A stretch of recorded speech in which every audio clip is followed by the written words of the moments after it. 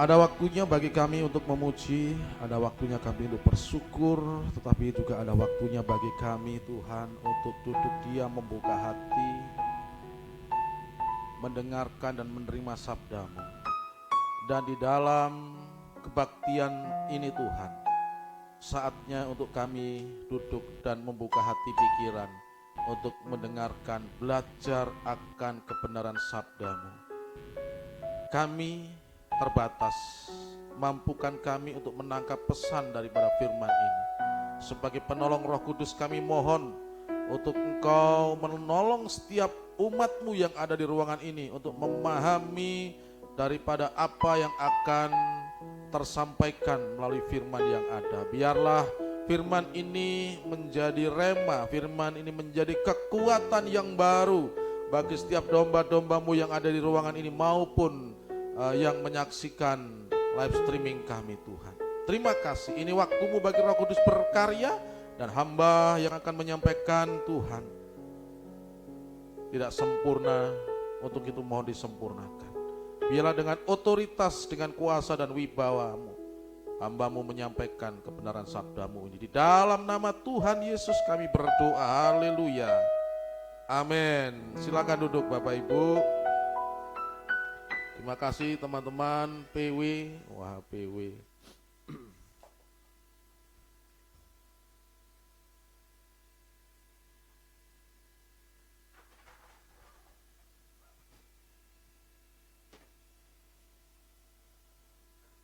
Apa kabarnya Bapak Ibu? Luar biasa. Saya pasti bisa. Baik, pagi hari ini saya akan mengambil tema di dalam firman Tuhan, yaitu bagaimanakah cara Tuhan menolong. Ini masih berhubungan dengan firman Tuhan minggu lalu yang disampaikan oleh Bunda Siska. Kalau kemarin Bunda Siska temanya adalah pemenang, ya, diambil dari Matius 15 tentang perempuan Kanaan yang tidak percaya, yang disamakan dengan anjing, tetapi karena kekehnya iman, ya, akhirnya derajatnya naik. Yang awalnya disamakan dengan anjing, akhirnya dipanggil sama Kristus ibu. Ya. Tidak semua wanita itu dapat dipanggil ibu loh. Ya. Karena ada wanita yang sampai tua juga nggak punya anak. Dipanggil ibu oleh karena mungkin usia, dipanggil ibu oleh karena jabatan, tapi bukan dipanggil ibu karena punya anak. Ada. Ya, jadi dia dipanggil oleh ibu, suatu hal yang luar biasa. Nah, di dalam khotbah kemarin juga disampaikan 5 rahasia atau 5 poin yang dapat membantu kita orang percaya itu menang ujian, kan begitu ya. Kalau firman Tuhan itu kan teorinya, kan begitu kemarin, betul? Ya. Ada bahan ujiannya gitu. Kemarin kan saya untuk Bunda nggak ada nih, saya nirukan Bunda nih. Oh ya, Bunda izin untuk melakukan pelayanan ya. Jadi Bapak Ibu tadi pagi juga sudah telepon sama saya melakukan pelayanan di tempat lain. Nah, kembali ke sini, nah 5 atau rahasia supaya menang daripada ujian itu, wah kecil ya, tertera ada di sana Bapak Ibu. Kemarin kalau masih ingat apa satunya? Diam. 2, di situ ada tuh. Penguasaan diri ada di sana yang kalau kelihatan. 3, sabar. 4, tetaplah berdoa. 5, mengucap syukur. Ini rahasia untuk menang di dalam ujian. Nah, berikutnya, langkah berikutnya adalah kita harus mengetahui bagaimana cara kita mengetahui cara kerja Allah menolong kita. Ya. Bagaimana cara Tuhan itu menolong kita? Tentunya ada metode-metode, ada contoh-contoh di dalam kisah Alkitab, Bapak Ibu. Orang Timur, orang Indonesia itu senang mendengarkan cerita.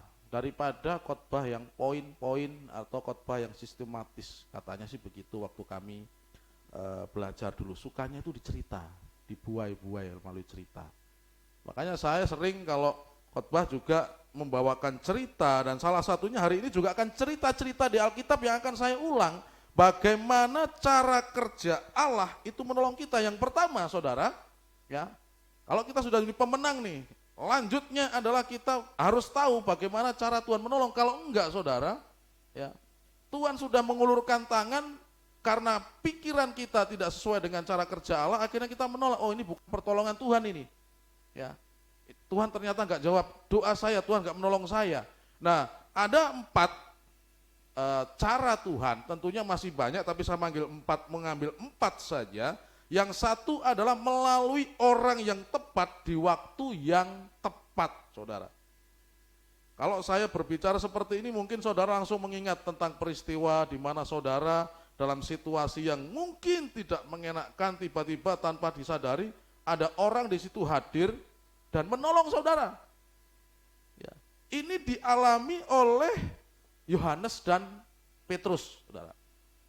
Diawali dari Kisah Para Rasul 3 sampai Kisah Para Rasul 5, di situ ada cerita bahwa setelah Pentakosta, kan begitu ceritanya. Lalu murid-murid ini mendapatkan baptisan Roh Kudus, dan mereka membara rohnya, menggebu-gebu untuk mengabarkan Injil keselamatan, ya. Dan di situ pada waktu itu Petrus dan Yohanes, Kisah Para Rasul 3, dia berjalan ke Bait Allah, dan di pelataran Bait Allah di Gerbang Indah, dia tahu bahwa di situ ada orang lumpuh. Ceritanya kan begitu di Kisah Para Rasul 3. Nah, ketika orang lumpuh ini melihat, dan Petrus juga melihat, lalu Petrus berbelas kasihan. Dan Petrus di situ mengadakan mukjizat bahwa aku tidak mempunyai apa-apa selain daripada nama Kristus. Ya, di dalam nama Kristus Yesus orang Nazaret yang telah bangkit dari kematian, berdirilah. Lalu orang yang sudah usianya 40 tahun lumpuh ini kan berdiri, ceritanya begitu. Nah, setelah berdiri, kemanapun Petrus dan Yohanes ini mengajarkan di Bait Allah, orang ini ikut terus, nempel terus ke kedua rasul ini. Akibatnya apa? Banyak orang percaya. Dan karena banyak orang percaya, Sanhedrin pada waktu itu, terutama orang Saduki yang tidak percaya akan kebangkitan, menentang mati-matian. Dengan pengaruhnya mereka mencoba untuk membuat supaya kedua rasul ini tidak mengabarkan Kristus atau Yesus telah bangkit. Akhirnya dipanggil, kan begitu ceritanya nih. Ini Kisah Para Rasul 4. Dipanggil. Lalu di situ setelah dipanggil, disuruh keluar lagi, mereka rundingan. Itu dipanggil semalaman, Bapak Ibu, itu mereka ditahan. Ya. Mereka ditahan semalaman, dan pada waktu mereka ditahan, mereka paginya dipanggil di dalam sidang yang sama ketika Kristus menghadapi sidang. Orang yang dihadapi orang yang sama. Bedanya adalah ketika sidang yang pertama Petrus takut menyangkal Yesus. Tetapi sidang yang kedua dia berhadapan langsung dengan orang-orang itu, dan dia dengan berani menghadapi orang-orang itu. Ya, singkat cerita, mereka dilarang, dan mereka pada akhirnya apa? Pokoknya disuruh pergi dan dilarang. Tetapi besoknya, saudara, atau di Kisah Para Rasul 5, itu mereka masih tetap mengabarkan dan dipanggil lagi, kan begitu. Dipanggil lagi, mereka ditahan. Lalu malaikat Tuhan melepaskan mereka berdua, dan pada akhirnya mereka dipanggil lagi.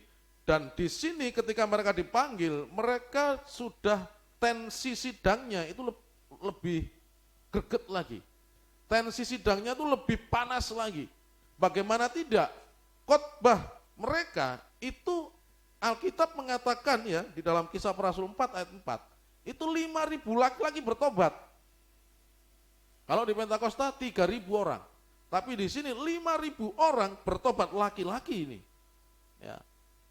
Tentunya pertobatan laki-laki di dalam orang Yahudi itu anak-anak nggak dihitung, saudara. Itu yang usianya 20 tahun ke atas. Ya. 5.000 laki-laki. Tentunya orang-orang Farisi ini mereka kehilangan banyak pengikut. Pada akhirnya mereka mengintimidasi, ya, mengintimidasi dan menangkap mereka dan memenjarakan, kan begitu, ya. Dan setelah itu mereka dihadapkan di dalam pengadilan itu, diancam untuk dibunuh. Kisah Para Rasul 5 ayat 33, saudara. Di slide memang tidak ada, Bapak Ibu.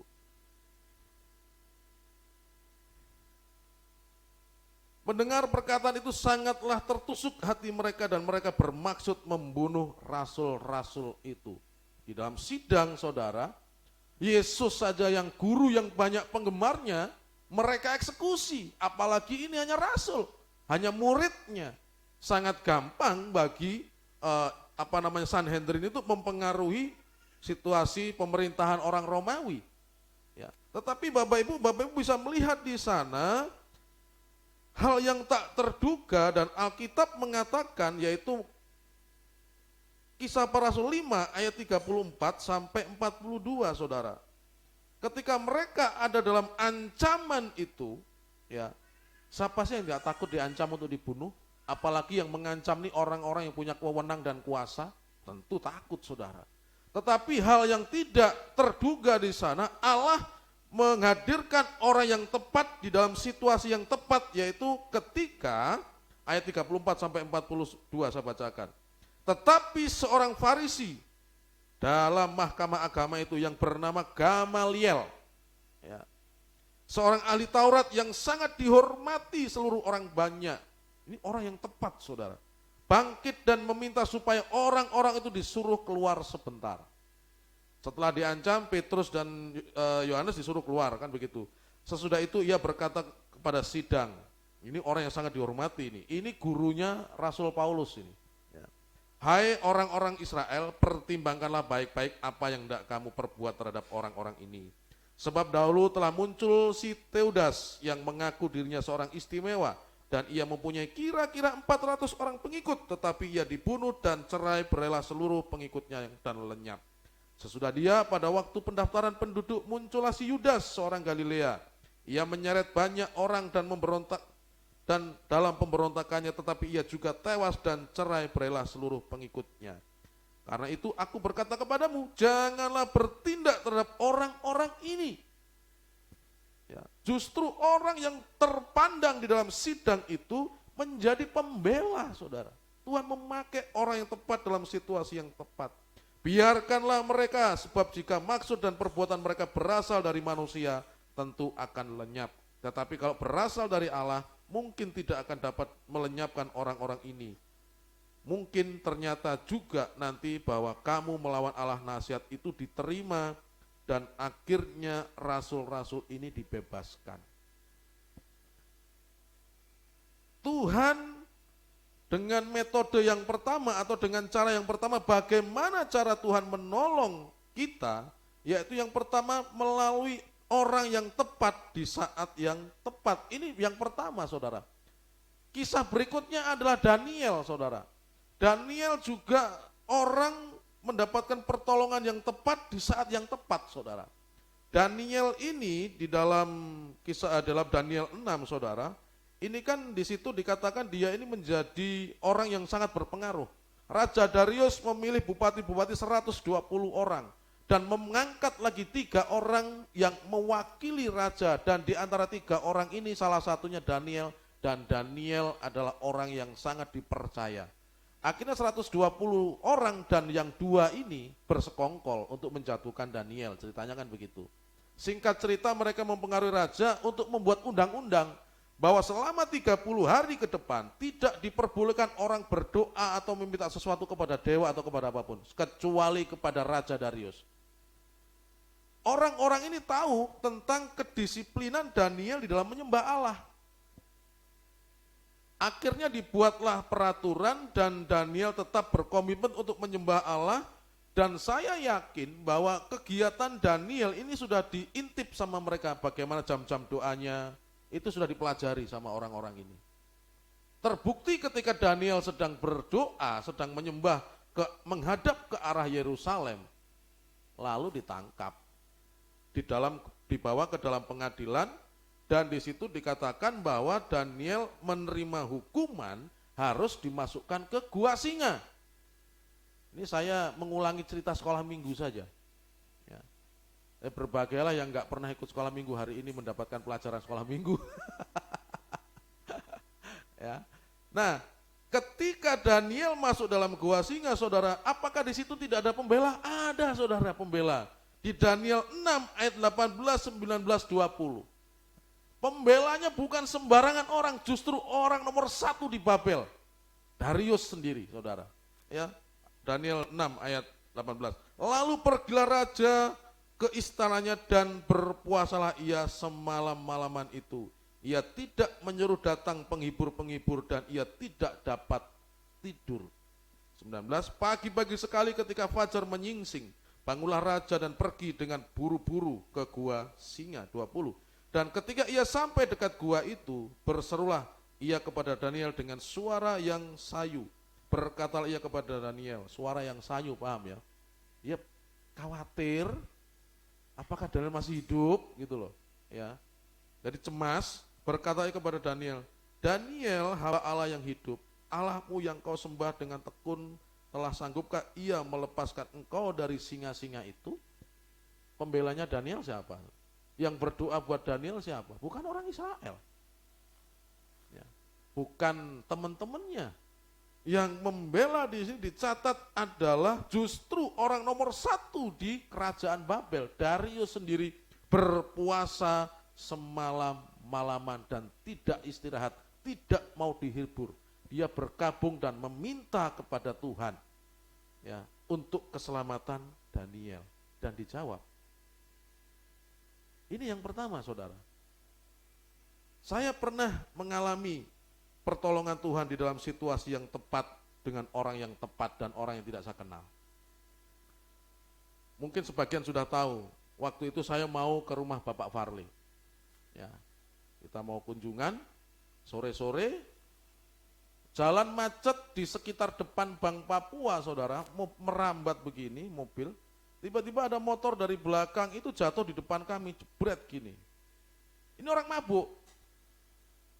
Bisa dibayangkan pikiran bagaimana? Dia bangun, kena knalpot di sini, langsung pukul-pukul mobil. Diar gitu. Panik di dalam, saudara. Anak 3, istri. Saya keluar, langsung saya tidak tahu siapa yang punya ide. Di dalam mobil langsung dikunci semua, seperti kaca gitu. Itu di samping kiri, di istri saya itu dipukulin kaca kencang sekali dan tidak pecah. Terima kasih Toyota.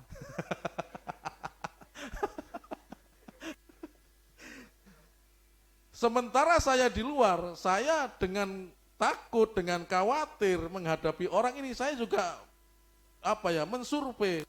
Ini 2 orang nih mana yang saya harus datangin dulu. Ternyata yang bonceng tidak mabuk. Jadi yang saya deketin yang bonceng ini, saudara. Yang mabuk mukul-mukulin mobil saya. Pikiran saya kalau 1 sudah saya amankan, nanti gampang lah gitu. Akhirnya saya bicara sama yang bonceng, iya kakak memang dia mabuk. Ternyata ini ngojek bukan temennya. Waduh, nggak ada kekuatan juga ini. Ya.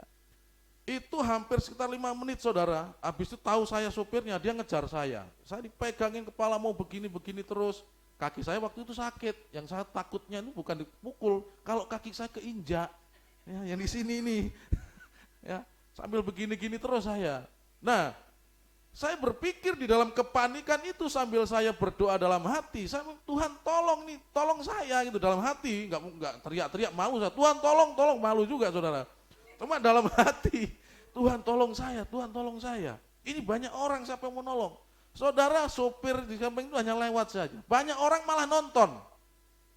Saya berharap ada orang yang nolong saya. Dan waktu yang tepat, yang nolong saya bukan orang besar, laki-laki yang kasih tidak, mama saudara. Mama di situ bilang,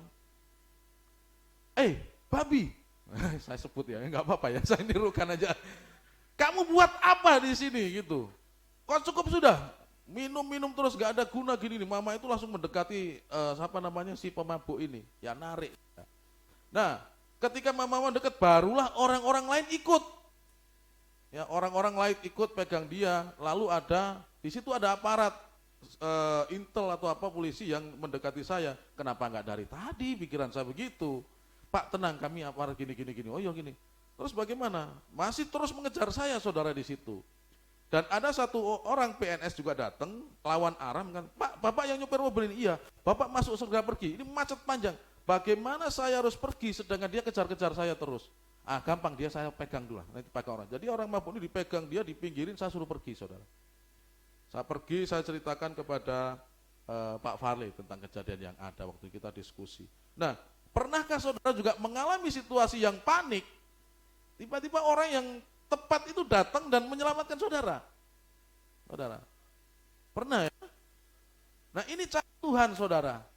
Ini juga yang dialami oleh Paulus, ini juga yang dialami oleh Petrus dan Yohanes, dan juga yang dialami oleh Daniel. Yang tidak terpikirkan. Saya dulu waktu seperti saya pikir bahwa coba ada aparat datang, apa lewat polisi ke tentara pakai seragam terus pakai motor dan lihat itu respon, enggak ada. Sampai macet panjang malah justru jadi tonton. Yang saya juga khawatir adalah kalau itu masuk di IKKJ saudara. Jadi masker saya pasang seperti ini, ya kalau mungkin ada yang begini-begini pun nggak kenal saya lah, begitu aja ya. Jangan sampai nanti cuma lihat, oh nih Pak Gembala berantem di jalan. Saya takut seperti itu, jadi saya masker langsung saya naikin ya. Ini cara yang pertama saudara, untuk Tuhan menolong orang. Cara yang kedua saudara, itu melalui alam sekitar. Cara Tuhan menolong yang kedua yaitu melalui alam sekitar. Itu dialami oleh Daud saudara di dalam 2 Samuel 5 ya, di situ dikatakan bahwa di dalam 2 Samuel 5 itu ceritanya adalah Saul sudah mati, lalu Daud diangkat untuk menjadi raja seluruh orang Israel. Nah, setelah dia diangkat, orang Filistin tahu dan tidak suka. Orang Filistin lalu memerangi Daud. Ketika Daud mendengar itu, mengetahui, lalu dia bertanya kepada Allah. Ini 2 Samuel 5 saudara. Dan ketika Daud bertanya kepada Allah, jawabannya adalah yang pertama, maju, habisin dia, aku bersama dengan kamu. Lalu maju perang dan orang Filistin kalah. Bahkan sampai dewanya pun ditinggal karena kepepet. Habis itu ya saya membayangkan aja, karena kalah yang pertama orang Filistin akan nyerang lagi, tentunya pasti dengan strategi yang berbeda. Kita di strategi yang pertama kita sudah kalah nih, mereka menyerang lewat sini. Ahli strategi Filistin saya bayangin nanti kalau mereka nyerang ke sini lagi ya, nanti kita pakai begini, sistem begini, adu strategi. Dan Daud tahu kalau mau diserang, akhirnya Daud berdoa lagi kepada Tuhan. Apa jawabannya saudara? Jawabannya itu luar biasa Tuhan itu. Makanya saya bilang Tuhan ini ahli strategi dan juga nggak bisa dipikir pola pikirnya untuk menolong kita. Ini melalui alam saudara. Dia bisa. 2 Samuel, saya bacakan 2 Samuel 22 ya, 2 Samuel 5 ayat 22. Ketika orang Filistin maju sekali lagi dan memencar di lembah Rifai, memencar nih majunya. Kalau awalnya tuh langsung tusuk dan berhadapan langsung. Ini strateginya sudah berbeda orang Filistin, ya. Maka bertanya Daud kepada Tuhan dan ia menjawab, janganlah maju. Wah, yang pertama Tuhan sudah suruh maju, yang sekarang nggak boleh maju, bagaimana? Ya. Tetapi buatlah gerakan melingkar di belakang mereka, sehingga engkau dapat menyerang mereka dari jurusan pohon-pohon kartau. Ternyata Tuhan menggunakan alam yang ada di situ. Ya, ada pohon-pohon di situ, dan bila engkau mendengar bunyi derap langkah di puncak pohon-pohon kertau itu, maka haruslah engkau bertindak cepat, sebab pada waktu itu Tuhan telah keluar berperang di depanmu untuk memukul kalah tentara orang Filistin. Jadi Tuhan memakai alam yang ada dan dia memberikan tanda nanti kalau daun-daunnya pohon ini bunyi gemuruh oleh angin seperti derap langkah kuda ya, atau derap langkah orang perang, segera maju. Kalau Daud tidak mempercayai tiupan angin itu, Daud itu ya dia nggak mendengar Allah, bisa kalah dia. Yang kedua saudara, melalui alam adalah ketika bangsa Israel itu bosan makan mana. Siapa sih yang nggak bosan setiap hari makan satu jenis makanan meskipun itu enak?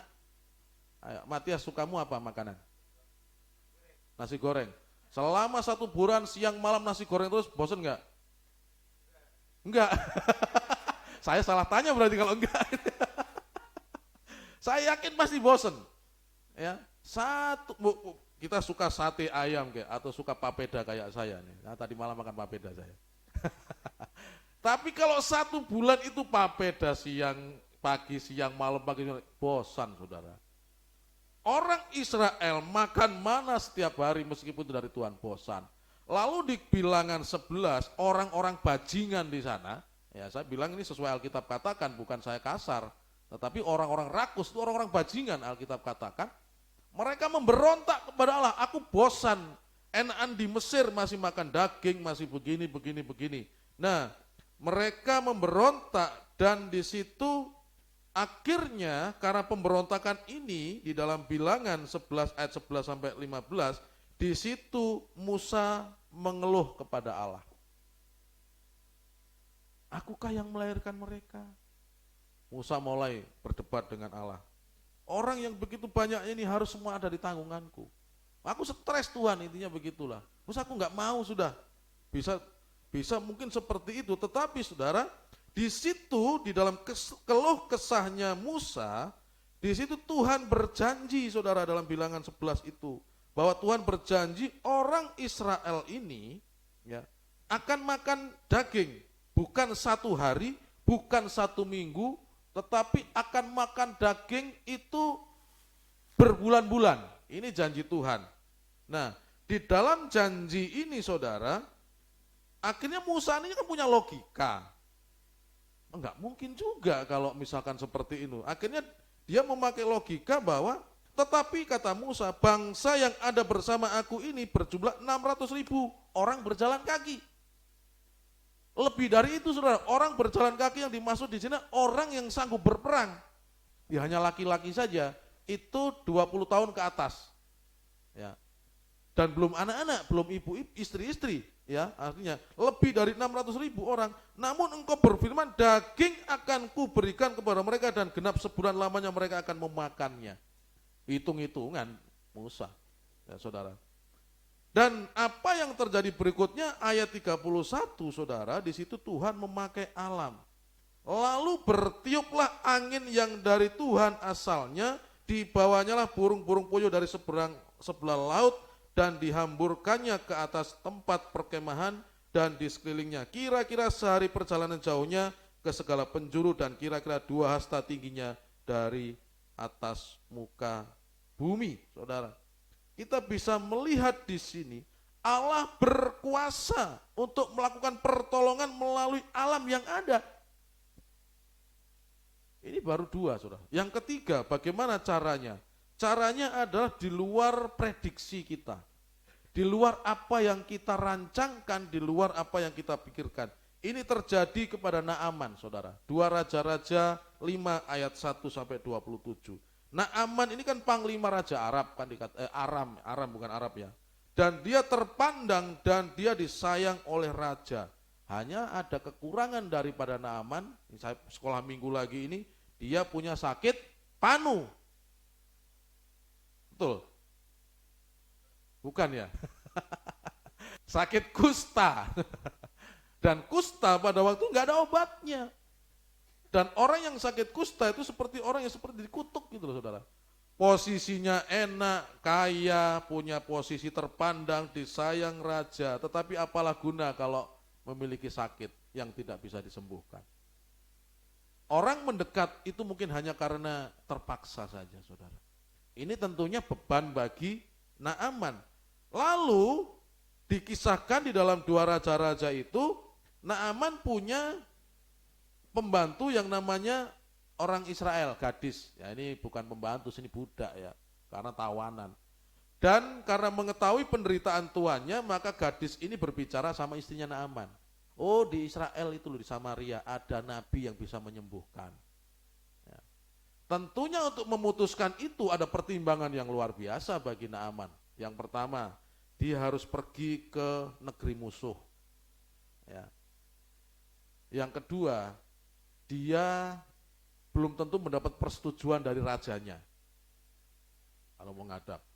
Yang ketiga, bener enggak ini sakit yang bisa disembuhkan loh, itu loh. Logikanya bermain saudara. Logi mah bermain-bermain. Singkat cerita dia menghadap raja, mendapat lampu hijau dan raja membuat surat, disampaikan kepada Raja Israel, dan di situ Raja Israel malah justru ini mau cari gara-gara ini Raja Aram ini. Sudah tahu bahwa kami tidak bisa menyembuhkan, kok katanya di sini ada yang bisa menyembuhkan. Ini berarti ngajak perang. Yang saya baca waktu di dalam 2 Raja-Raja 5 ini saudara, ketika raja bilang begitu, diketahuilah sama Elisa. Elisa ini tahu dari mana ya ceritanya. Kalau sekarang kan bisa lewat telepon, mungkin ketika raja marah-marah begini, ajudannya telepon Musa. Musa, ini ada orang cari gara-gara sakit begini gini. Oh ya suruh ke sini sudah. Nah dulu kan belum ada HP, belum ada email, belum ada WA.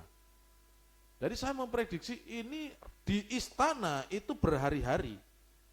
Ya, raja Naaman ini. Sampai terdengarlah kasus ini kepada Elisa. Dan Elisa bilang suruh ke sini Naaman.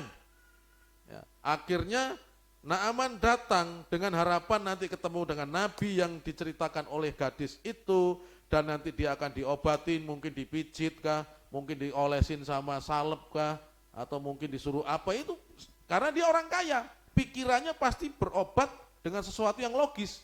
Contohnya kayak orang-orang kaya di Indonesia, rumah sakit di Indonesia sudah bagus, nggak mau berobat di sini, masih ke Singapura, betul? Pak SBY kemarin kemana? Ke Amerika, ya yang biayai negara ya nggak apa-apa. Ya. Padahal di sini orang-orang pintar banyak gitu loh. Nah Naaman ini kan juga orang yang punya uang, orang yang terpandang, berpendidikan. Pikirannya nanti metode apa yang mau dipakai Elisa ini? Ketika datang dan nyampe di rumahnya Elisa, apa yang terjadi saudara? Elisa nggak mau ketemu, dia menyuruh bujangnya ngomong sama Elisa, ngomong sama Naaman, suruh berendam sana Sungai Yordan. Ya. Dan dikatakan di situ ketika Naaman jalan, Naaman dengan menggerutu, saya kira disuruh apakah? Tidak adakah sungai yang lebih bersih daripada Sungai Yordan? Kan ada sungai ini, sungai ini. Dia menggerutu saudara, dipikir sudah nggak mau deh. Tetapi penasihatnya, pengawalnya bilang, seandainya Nabi Elia menyuruh kamu yang lebih sulit daripada ini, apakah Tuanku tidak akan lakukan? Nah ini cuma suruh berendam aja, berendam sudah. Akhirnya disetujui dan dia berendam, dan terjadi di sana apa? Sembuh. Kulitnya seperti bayi lembutnya Alkitab katakan, saudara. Dan dia berusaha untuk kembali kepada Elia untuk memberikan sesuatu dan mengucapkan terima kasih. Elia enggak, aku enggak butuh barang-barangmu. Ya. Elia seperti itu. Nah, apa yang terjadi saudara? Ini adalah di mana Tuhan menolong itu dengan cara yang tidak bisa diprediksi, saudara. Yang kita sudah harapkan itu bisa terjadi, tetapi Tuhan punya cara lain. Dan ini pernah dialami, saudara, dan ini kisah nyata. Mungkin di antara beberapa saudara ada yang tahu orang ini. Bahwa orang ini dari Jakarta membuka usaha di Jayapura. Ini bertepatan dengan perintisan kita loh, usahanya ini, ya. 1 tahun dia usaha di sini bukan beruntung, tapi bukan untung tapi buntung. Ya, 1 tahun usaha, ya, rugi. Ditambah lagi orang kepercayaannya dari Jakarta ini mengundurkan diri. Sudah rugi, orang satu-satunya yang dipercaya untuk mengemban ini mengundurkan diri. Kalau logika berbicara ya sudah, keluar saja. Dan si orang ini telepon saya, minta pandangan dan pendapat, ya diskusi lah. Lalu saya tanya, saya ini bukan bisnismen, saya ini bukan pembisnis. Kalau minta pendapat saya, nanti beda dengan pandangannya pembisnis. Itulah yang saya mau. Kalau saya diskusi dengan teman-teman saya pembisnis, saya sudah tahu jawabannya. Jawabannya tutup, barang sisa bawa ke Jakarta, buka di Jakarta. Saya tahu jawaban itu Pak, makanya saya mau cari jawaban lain di luar daripada jawaban itu. Saya yakin ada jalan. Lalu kita diskusi saudara 1 minggu, puasa, di Jakarta puasa, saya puasa setengah hari, ya nggak tahu di Jakarta puasa berapa, dan di hari, saya ingat hari Jumat saudara, rukonya ini sudah mau habis, antar diperpanjang atau tidak. Posisi rugi loh, nggak ada orang loh, ya. Dan pada waktu itu dia telepon, Pak, saya dengan istri sudah putuskan akan tetap membuka usaha di Jayapura. Saya pancing, loh nanti siapa yang pegang? 1 tahun sudah rugi. Ini sudah tekad bulat kami berdua, kami kayaknya mendapat damai dan kami mendapat tunjuk bahwa kami harus ini. Oh puji Tuhan, sama berarti. Ya. Karena di awal waktu kita diskusi kemarin Bapak ini ya bilang punya visi untuk Jayapura. Ya sudah, mungkin melalui usaha ini nanti ada visi. Ya, kita nggak tahu, kita jalan dulu. Akhirnya dia perpanjang kontrak rukonya dan malah perpanjangan kontraknya turun, saudara. Dia kaget. Dan setelah itu orangnya mana yang kerja? Saya minta Pak Dodi untuk mengawasi usaha ini. Wah, saya nggak ngerti usaha-usaha begini. Pokoknya setiap minggu atau setiap Sabtu Pak Dodi cek saja penjualan bagaimana. Oke, siap kalau begitu. Ya, artinya berjalan saudara, baru berjalan pandemi tahun 2020. Ya. Itu usaha-usaha yang ada itu bangkrut, saudara. Artinya banyak usaha tuh waktu 2020 banyak ya. Itu banyak itu 2020 tuh sampai 2021. Tetapi apa yang terjadi, saudara?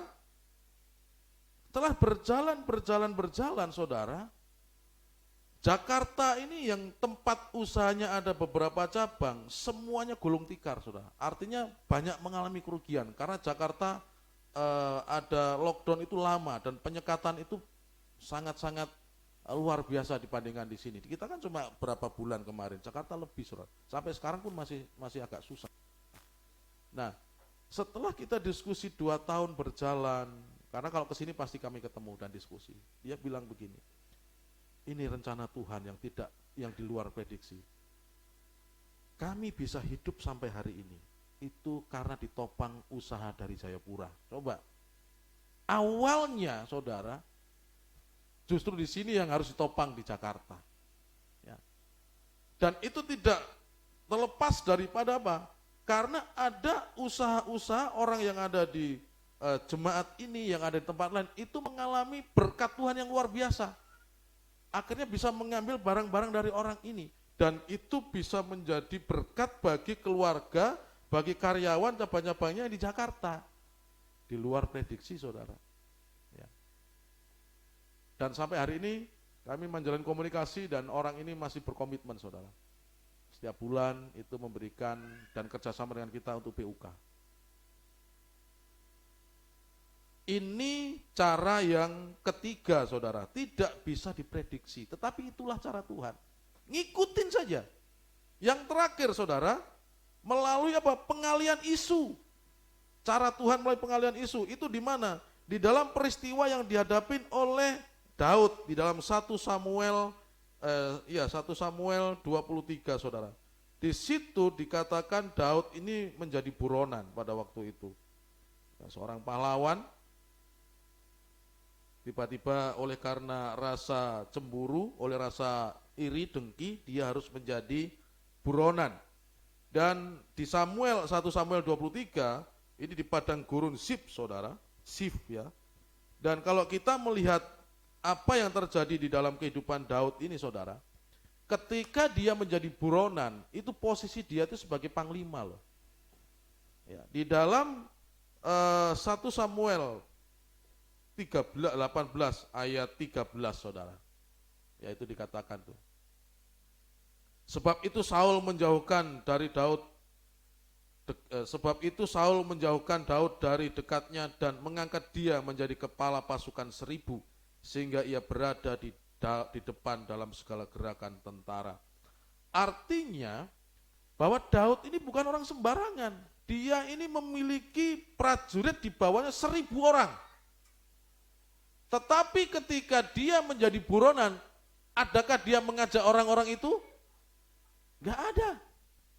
Dia tidak melibatkan prajurit-prajurit di bawahnya itu masuk di dalam ranah urusan pribadinya. Ini jiwa nasional yang luar biasa. Justru dikatakan di Samuel berikutnya bahwa yang ikut Daud sekitar 600 orang itu adalah orang-orang yang terlilit utang, betul? orang-orang yang punya banyak masalah dan sedikit keluarga. Prajurit yang 1.000 ini tidak ada yang diajak, artinya ketika dia terancam dia bisa mengatakan kita lawan. Dengan 1.000 orang itu kalau yang loyal 500 ya puji Tuhan, orang-orang prajurit yang tangkas, tetapi dia tidak, saudara. Nah, singkat cerita dia menjadi buronan dengan 600 orang yang ada. Nah, di dalam cerita ini saudara, di dalam 1 Samuel 23 ayat 14 sampai 28, Daud ini ada di dalam posisi yang terjepit di padang gurun Maon, ayat 25 sampai 28 di dalam 1 Samuel 23. Nah, Daud di dalam posisi yang terjepit ya, di dalam posisi yang terjepit dengan 600 orang dikepung oleh pasukannya Samuel dengan 3.000 pasukan orang-orang pilihan. Kalau perang imbang tidak? Enggak akan berimbang, saudara. Tetapi ini yang terjadi. Tuhan bekerja itu luar biasa, saudara. Tuhan bekerja itu melalui caranya. Ayat 26 sampai 28.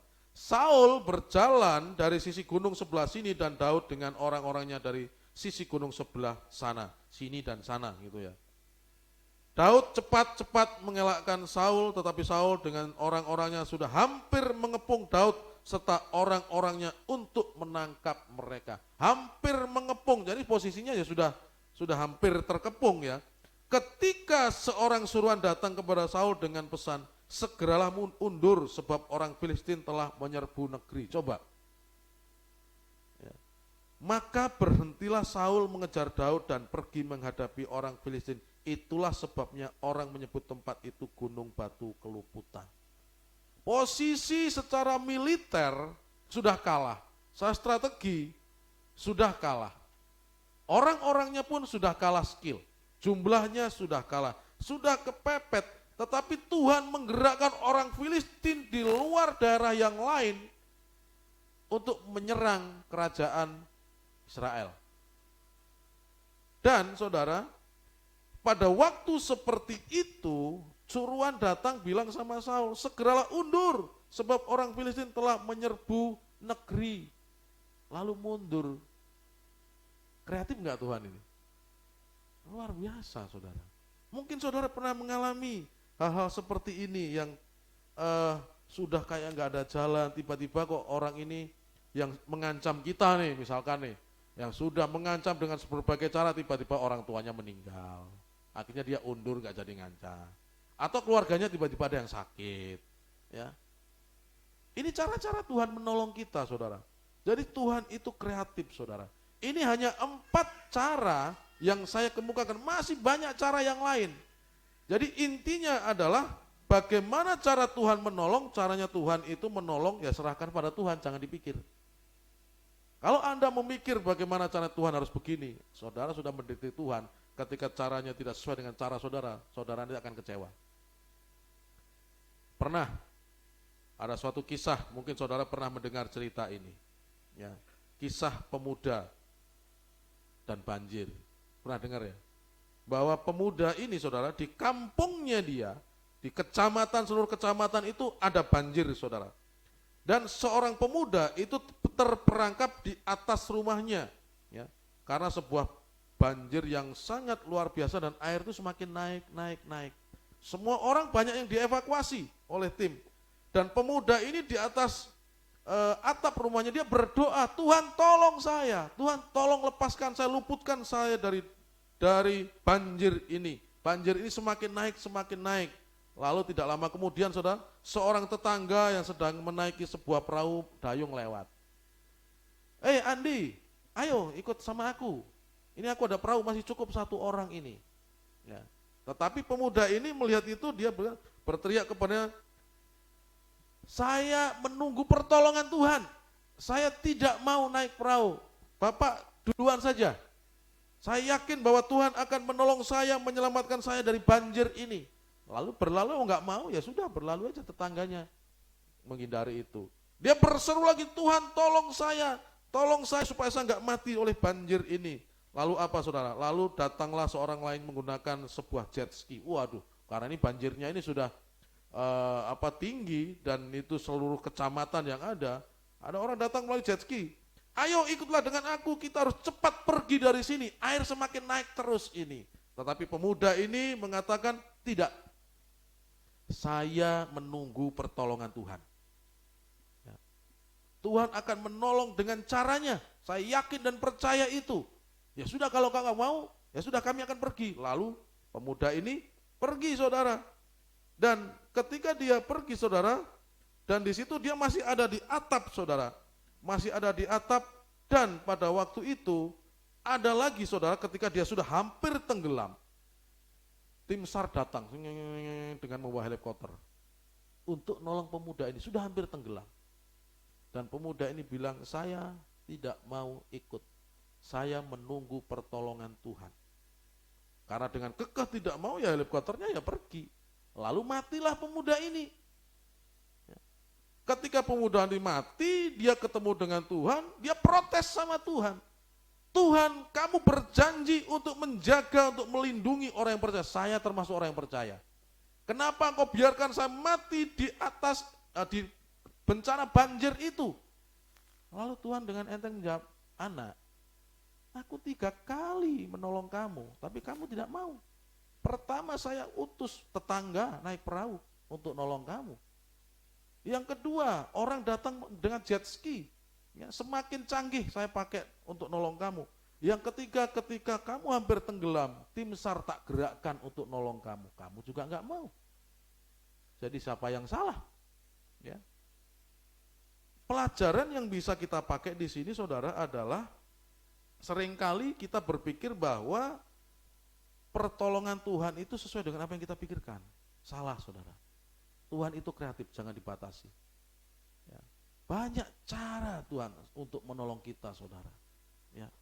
Jadi kesimpulan daripada apa yang saya sampaikan ini adalah bahwa Tuhan itu berkuasa, kreatif, maha tahu. Jangan ukur cara kerja Tuhan itu dengan berpatokan dari satu pengalaman orang atau dari apa yang kita pikirkan, saudara. Jangan pernah berpatokan dengan itu. Boleh pengalaman orang menjadi referensi, tapi jangan jadi patokan. Itu nanti saudara akan kecewa. Karena apa? Allah berkuasa, bisa menggerakkan alam. Allah kreatif, bekerja sesuai dengan apa yang tidak terpikirkan. Allah maha tahu, dia bisa ada masalah di sini dibuatlah kasus supaya orang bisa ke sini. Itu cara kerja Allah. Ya, banyak macam. Yang kedua, saudara, bahwa kerjakanlah bagian kita, yaitu meminta, mendengar, menunggu dan melakukan, dan biarkan Tuhan mengerjakan bagiannya. Ya. Tetapkan iman dan percaya pada Yesus bahwa Ia selalu berkenan menolong Anda. Ini cara kerja Allah, 4 cara yang saya sampaikan. Masih banyak lagi, saudara. Salah satunya yang mungkin cara kerja Allah menolong adalah sesuatu yang mungkin tidak Anda setujui. Tetapi itu cara kerja Allah menolong. Yaitu ketika Allah menolong Stefanus. Tahu ceritanya Stefanus, saudara? Stefanus dalam Kisah Para Rasul 6 dan 7, ini martir pertama. Dia mengabarkan Injil, ditangkap, diadili, dan dia justru mengguruin orang-orang Farisi, imam-imam. Ya, akhirnya dia dieksekusi, dilempar batu sampai mati. Apakah Tuhan nggak menolong dia? Tuhan menolong, saudara. Tuhan menolong dengan caranya apa? Ketika Stefanus di antara hidup dan mati, saudara, dia menengadah ke atas dan dia mengatakan, aku melihat Yesus berdiri di sebelah kanan Allah Bapa. Saudara, kalau saudara ibaratkan pelari ini ya, pelari sudah capek begini, ketika mau garis finish dengan terengah-engah, di situ ada seorang presiden yang mendukung saudara. Saya yakin presiden itu akan berdiri dan menyorakin, ayo. Bentuk penghormatan Kristus ya, yang dilihat oleh Stefanus ketika dia hampir mati dilempari adalah Tuhan dengan membuka pikirannya sebagai manusia, artinya daya tangkap sebagaimana dia melihat bahwa Kristus berdiri di sebelah kanan Allah. Itu cara kerja Tuhan nolong sehingga dia tidak merasakan kesakitan, sehingga dia tidak merasakan dendam dan sakit hati kepada orang yang menganiaya. Ya, justru dia Tuhan, doanya sama dengan Kristus. Ampuni orang-orang ini tidak tahu apa yang mereka perbuat. Cara kerja Tuhan menolong, saudara. Mau ditolong Tuhan dengan cara seperti Stefanus? Kalau itu memang dari Tuhan ya silakan, kehendakmu yang terjadi Tuhan kan begitu. Ya. Tetapi sekali lagi ada